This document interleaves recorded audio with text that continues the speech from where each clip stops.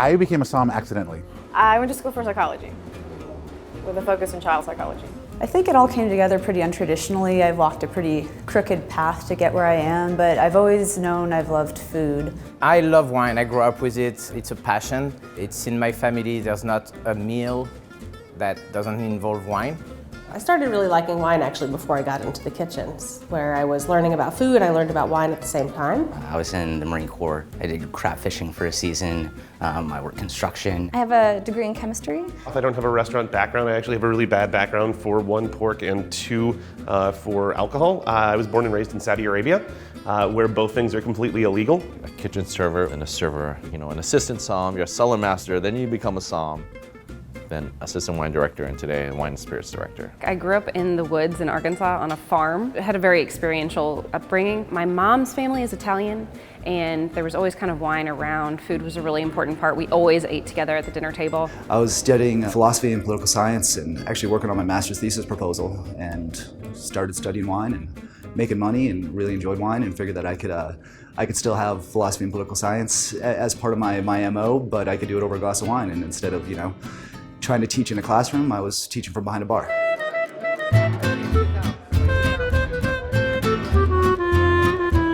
I have the wonderful pleasure of doing Koshan at every city and every event, and education was what it's always been about. And everything in the room, you guys will see, there's some layer of education. And this, SOMM SMACKDOWN, brings a whole new conversation to the table. I'm a bit of what's called a size queen in the wine industry, so go big or go home, one of those things. I looked into my cellar and I went to Napa Valley and found a bottle of Baccio di Vino's Pazzo. You've got balanced fruit, earthiness, great acidity, and should be a fun wine to play with food. It's basically a Tuscan blend. Sangiovese, a little bit of Cab, a little Merlot. So it's a New World style take on an Old World wine. It's a family, the Jansens, that started it back in 1993. And so I have a rare large format of that we'll be pouring. And I'm excited to pop that bottle. Red wines really were far more challenging for the sommeliers because so much food that is made on the Koshan tour is very elegant. These are not rustic dishes. There's no barbecue sauce being poured all over. I've never seen chefs this passionate about any food at any event. And so I'm very lucky to watch and be a part of these sommeliers choosing these really diverse and elegant red wines that reach across the aisle and are able to pair with almost anything.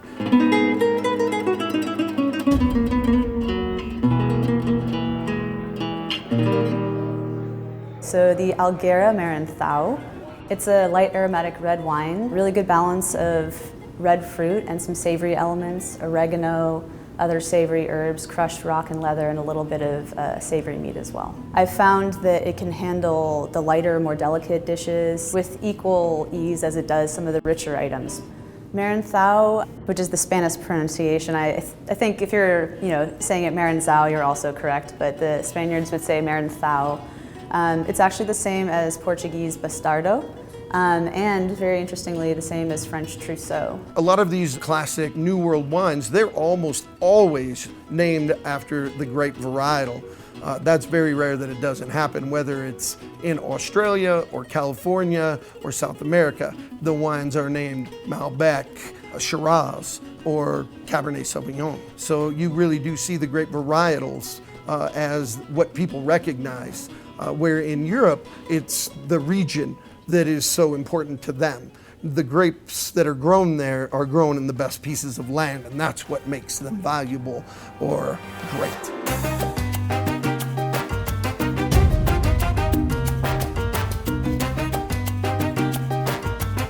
I brought Vino Laurea Frappato 2013 from Sicily, and so it's a mid to light-bodied red wine with great cherry notes, wonderful acidity, It's just a bright, fresh wine that does wonderful with a little bit of a chill and fantastic for a warm climate here like Miami. Frappato, I think, is a very flexible red wine.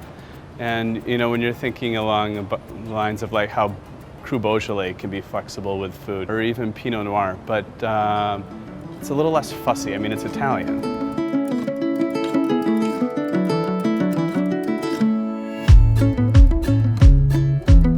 I think passion's infectious. You see somebody who else has a lot of passion for a subject or a program or a project or a bottle of wine, and you want to learn about it. And all the way through, it's just people loving one thing, grapes.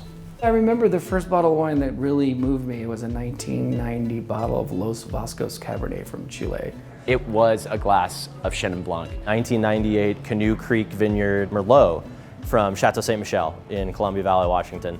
And the guy that was describing it to me said, you know, when I smell this, it smells like a sleeve of Fig Newtons that you just opened. And I smelled it and I said, whoa.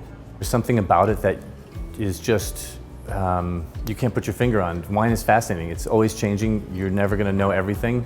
I think it ties a lot of things I'm really interested in together: food, culture, travel, obviously drinking.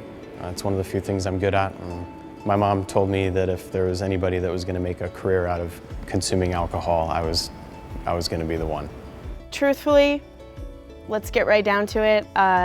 Get out your Kleenex. I'm a sommelier because I love taking care of people. I truly do.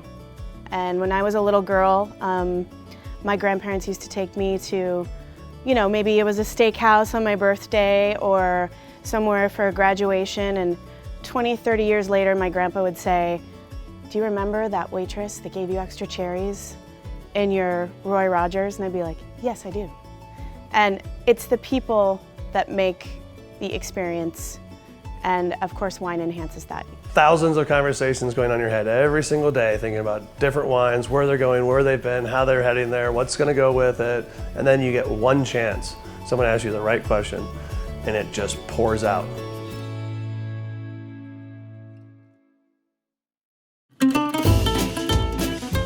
One time I accidentally pulled off the bride-to-be's mother's wig with a button on my shirt. So that was probably the most real moment for me, occupationally.